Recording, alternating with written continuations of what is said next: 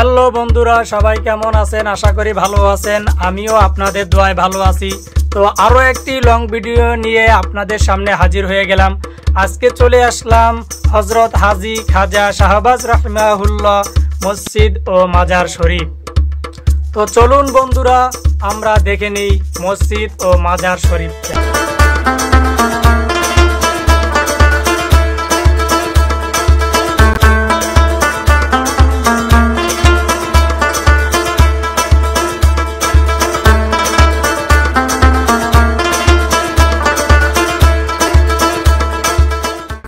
হাজী শাহবাজের মাজার ও মসজিদ বাংলাদেশের রাজধানী ঢাকা শহরের রমনা এলাকায় অবস্থিত একটি প্রাচীন মসজিদ। মোগল শাসনামলে শাহজাদা আজমের সময়কালে 1679 খ্রিস্টাব্দে এটি নির্মিত হয়।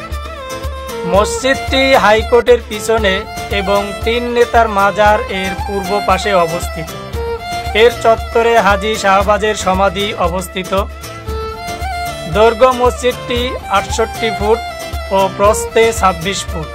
এতে 3টি গম্বুজ রয়েছে।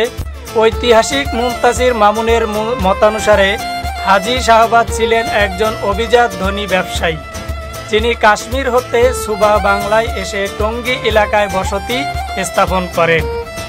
1679 সালে তিনি জীবিত থাকাকালেই এই মসজিদ ও নিজের মাজার নির্মাণ করেন।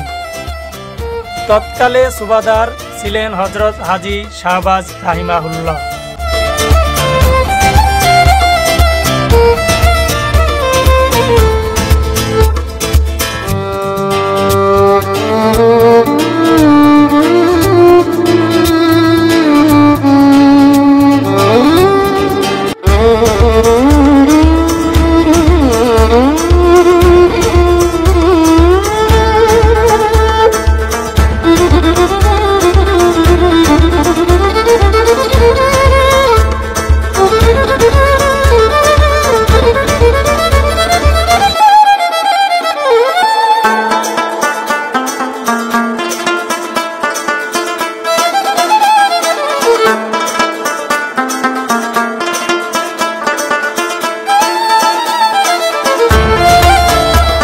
তো বন্ধুরা, ভিডিওটি কেমন লাগলো আপনাদের সবার অবশ্যই কমেন্টে মতামত জানাবেন।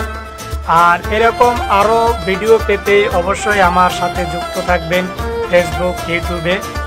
তো সবাই ভালো থাকবেন, সুস্থ থাকবেন।